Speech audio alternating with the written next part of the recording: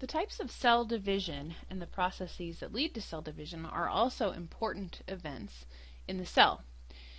In this lecture, I'm just going to go over the basics of why cells divide and some generalizations of how they divide, and then we'll talk about the different types of cell division and DNA replication, which precedes cell division, and then subsequent lectures. I have a picture of a prokaryotic cell here, and this cell is in the middle of dividing at the time that this picture was taken. This is an electron micrograph, and the prokaryotic cell divides as long as it has all the proper nutrition and the right cellular conditions. A prokaryotic cell can divide every 20 minutes, and the process of cell division actually isn't all that exciting. There's no cell cycle, which is something we're going to talk about for eukaryotes. Instead, prokaryotic cells divide by what's called binary fission. Its DNA chromosome replicates. Its single circular double-stranded DNA chromosome will replicate. And as it's replicating, the plasma membrane starts to pinch in until these two ends fuse with each other. They won't fuse until the chromosome is completely replicated, but when the fusion does happen, two chromosomes are now present, one in what will be each of the two new cells. Binary fission is what we call the prokaryotic division. And in here you can see that my chromosome, our prokaryotic chromosome, is replicating, it's duplicating itself. The two copies are separating. And then the cell is elongating at the same time that this membrane is pinching in. By the end of binary fission, two new daughter cells have been produced, and both of these cells have all of the genes that the cell needs in order to survive. Now, a eukaryotic cell is much more complex. We know that a eukaryotic cell has a nuclear envelope. Here we have all the cytoskeleton proteins stained, and we also have DNA stained. This is what the DNA looks like when the cell is about to divide into two. And that's really what we're talking about today, is how these cells divide into two. Eukaryotic cells go through something called the cell cycle. Cells start in the phase of the cycle called G1, or the gap phase. When cells decide that they're going to divide into two, and not all cells do, then the cell progresses into the next stage of its life, which is called S phase. And the S is for synthesis, because if a cell is going to divide into two, it has to make all new copies of its DNA so that the two new cells each have all of the DNA that's necessary for cells to survive.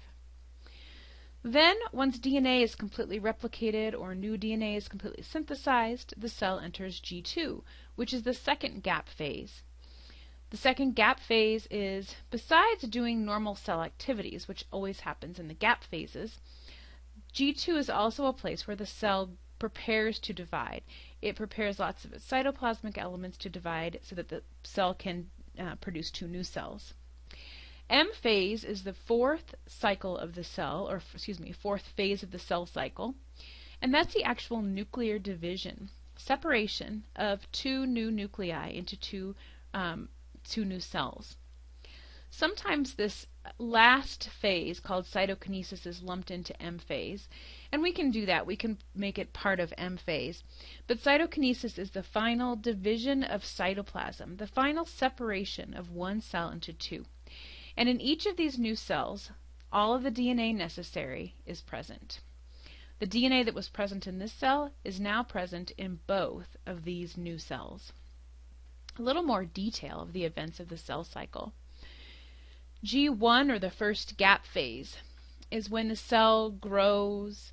It does anything that it's supposed to do to survive. So whatever cell type it is, it's doing that particular cell's activities. S phase is when DNA is replicated. G2 is the second growth phase, and it's also a time when the cell is growing big and storing lots of organelles in order to become two new cells. I have M phase separated out into the steps here. We're actually going to spend an entire lecture talking about the stages of M phase, but it's nice to have them here in summary, because then when you go back to study the stages of mitosis, you've got them all in one place. Now, G1, S phase, and G2 are considered interphase. And interphase is basically anything except nuclear division or cell division. G1 is where most cells spend most of their time, except for the time when you're dividing from a single cell to a multicellular organism. When you're growing, then there's lots of cell division. But for the most part, adult cells stick in G1 and they don't divide into 2. But at the end of G1, there can be a decision made. If there are growth factors present or some kind of signal that tells a cell to divide, like the kind of signals that are being sent from cell to cell when you are a developing embryo, then the cell will go ahead and progress from G1 to S phase, and it's made a commitment. The commitment is to divide into 2. But I just want you to remember that most of the time the cells live, most cells and most of their time is spent in G1.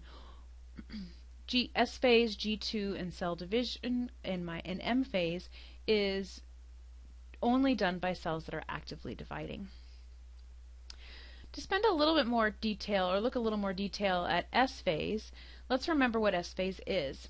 S phase is DNA replication. We've got it written under here that S phase is the time when DNA is replicated. Our DNA exists as single double-stranded DNA chromosomes. At some point, 2 new cells, that point being the end of mitosis, 2 new cells are going to have the exact same number of chromosomes as each other and also as the original cell that divided into 2. So this double-stranded DNA molecule will replicate so that there are 2 copies of the exact same DNA. They're held together by a region of the chromosome called the centromere. Now, once it's time for the cell to divide into 2, so once we have one cell dividing into 2, these 2 sister chromatids will separate from each other and they'll be distributed to the 2 new cells. But as they are connected at the centromere, they're considered one chromosome, but one chromosome that has duplicated itself. And that one chromosome is made up of 2 sister chromatids. In M phase, one type of cell division is called mitosis. And mitosis is the type of cell division for organism growth.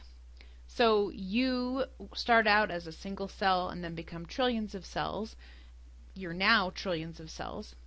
And all of the cell division that resulted in you as a multicellular organism was a result of mitosis.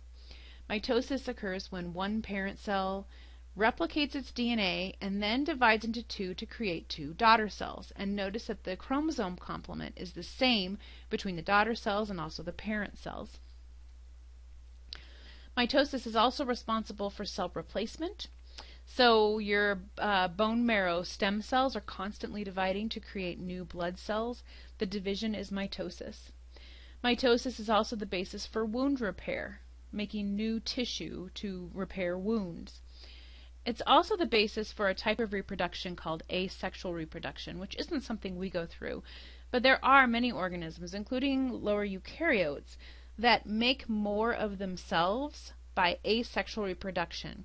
And basically make a clone of themselves by dividing one cell into 2. The other type of cell division is meiosis, and that's a different type of cell division for M phase, and we'll talk about that one in its own lecture as well. Before we move forward, I just want to talk a little bit about human chromosomes. This is a karyotype, which is a picture of chromosomes. And I want you to notice that we have 22 pairs of chromosomes that are numbered, and we have 1 pair of sex chromosomes. The 22 pairs that are numbered are called autosomes. These are non-sex chromosomes and don't have anything to do, or at least directly to do, with the sex of the organism. So this doesn't have anything to do with whether we're female or male. But these chromosomes are made up of DNA, double-stranded DNA. The lines don't represent genes. The lines are just a little staining pattern that happens using a particular stain for DNA. But all along the length of these chromosomes are genes, each gene encoding the instructions for making a protein. And notice that we have 2 copies of every chromosome, and so 2 copies of every gene. 2 members of these pairs are called homologous chromosomes. and the homologous chromosomes have the same order and type of genes along their length. So if on chromosome 4 we have the eye color gene, we have 2 copies of it in the exact same spot on the same homologous pair of chromosomes. Now, the sex chromosomes also carry genes, very few on the Y chromosome, but thousands of genes on the X chromosome. And these genes are required for sexual development, so development of sex characteristics, but also some things that have nothing to do with sex. If you're female, you have 2 X chromosomes. If you're male, you have an X and a Y chromosome. Everybody has to have 1 copy of an X chromosome because there are so many important genes on it. The Y chromosome determines maleness. So if you have a Y chromosome, you are male. If you don't have a Y chromosome, then you are female. On the Y chromosome is a gene that determines male sex characteristics. Alright, so mitosis is the type of cell division that leads to growth. So on the left in this picture, I have an infant, not fully grown, and the infant is made up of 2 kinds of cells, germline cells and somatic cells. Somatic cells are the body cells. Germline cells are the cells that give rise to sperm and eggs, or gametes. Mitosis of all these somatic cells leads to the development of a larger multicellular adult. The living organism has 2 copies of every chromosome, and so we call the organism diploid, having 2 copies of every chromosome. 2N, 2 of every chromosome, where N is a particular chromosome. So for example, chromosome 1, chromosome 2, chromosome 3, we've got 2 copies of 23 total chromosomes, and so 46 chromosomes is our diploid number. So as the adult, we're made up of trillions of cells. Most of those are somatic cells, and only a few of those cells give rise to gametes, or sperm and egg. Mitosis is that type of cell division that leads to that adult organism. Meiosis is the other kind of M-phase cell division. And right now, all I want to say about meiosis is that it leads to the production of sperm and egg. And sperm and egg have 1 copy of every chromosome. 1 copy of chromosome 1, 1 copy of chromosome 2, and so on. So that each parent will donate 1 copy of every chromosome to an offspring, or each parent donates half of the genetic information. Once the sperm and egg fuse, we've got a diploid cell, and this diploid cell will undergo mitosis. Those 2 will undergo mitosis. Those 4 will undergo mitosis, until, again, we have a fully grown adult diploid organism. So this figure just kind of shows you where mitosis and meiosis fit into the life cycle of an organism. And we're going to at least initially talk about mitosis, which is this cell division that leads to growth. Now, when we're done talking about cell division, we're going to discuss checkpoints and progression through the cell cycle. During the cell cycle, progression from G1 to S, S to G2, G2 to M phase, and also progression through M phase relies on the cell reaching checkpoints, and these checkpoints have to be met before the cell can proceed to the next stage. Cell division is very carefully regulated, and if it's unregulated, if we have uncontrolled cell growth, then that leads to the production of cancer. Cancer is uncontrolled cell growth in a particular tissue type. So our last lecture in discussing cell division will be uncontrolled cell growth and how the cell tries to prevent that. First, we will talk in detail about S phase and DNA replication during the cell cycle.